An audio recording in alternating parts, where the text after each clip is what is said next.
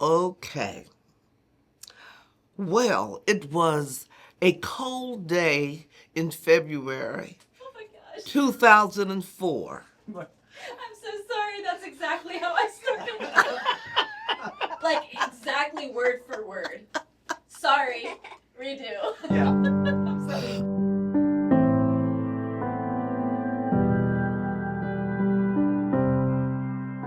Yeah, so it was a cold day in February 22nd, right? The anniversary of the sit-ins, the first time it had ever been acknowledged, and it was acknowledged by Biggie, Elizabeth Johnson Rice, not called Biggie at the time.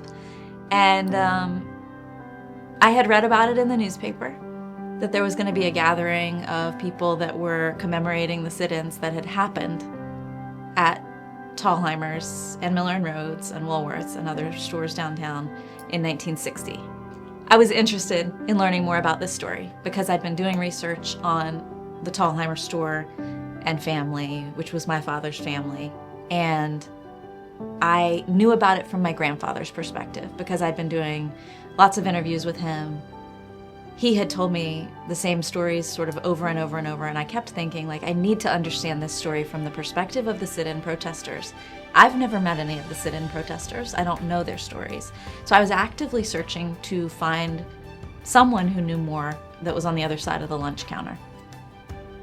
So what a gift. This article pops up, tiny little article in the paper, that there'll be a commemoration march observing the anniversary of the sit-ins. And so I went.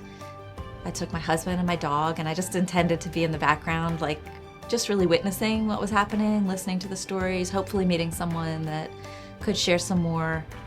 What happened, I was floored. I absolutely didn't see this coming. As I surveyed the crowd, didn't see many white people there, but I kind of surveyed to the right, and I saw this cute couple and the little dog they were holding. And I just kind of admired. I was so glad that I had some salt in the building. And after I spoke, kind of ending it, this young lady came up to me.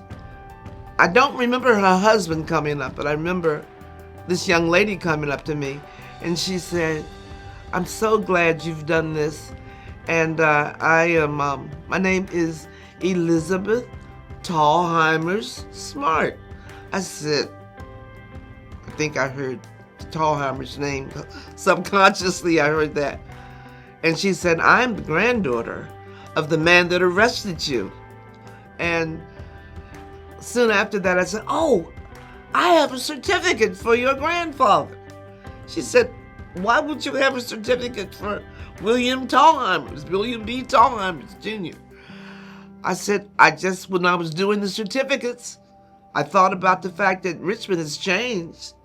It's certainly not the same place it was in 1960. And so why not? He's a deserving person. And from what I hear from my relatives, that he was a wonderful man. He loved people and he promoted people. I just can't imagine the foresight that she had to write this, but I still have it. His response to the sit-ins was integration.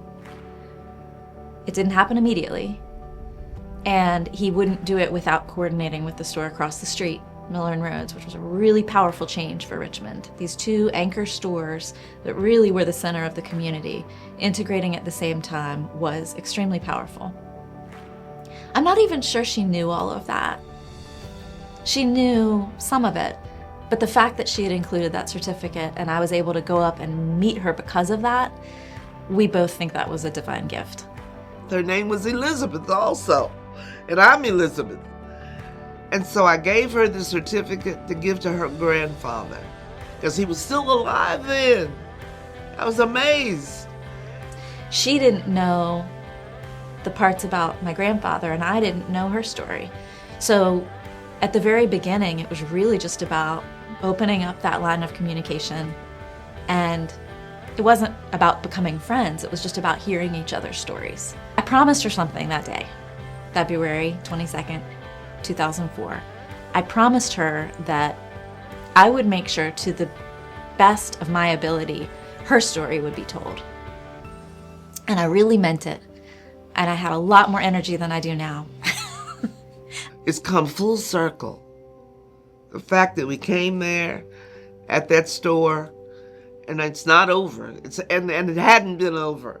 And so I'm so thankful that I met little E, and I met Ryan, her husband, later, and then I met my nephew. I call him my nephew, Ethan, and Morgan. I love Morgan. Morgan was the one who actually coined Big E, because she said, like, your name starts with a Big E. I write my name with a little E. And she's like, so you're Little E, and she's Big E.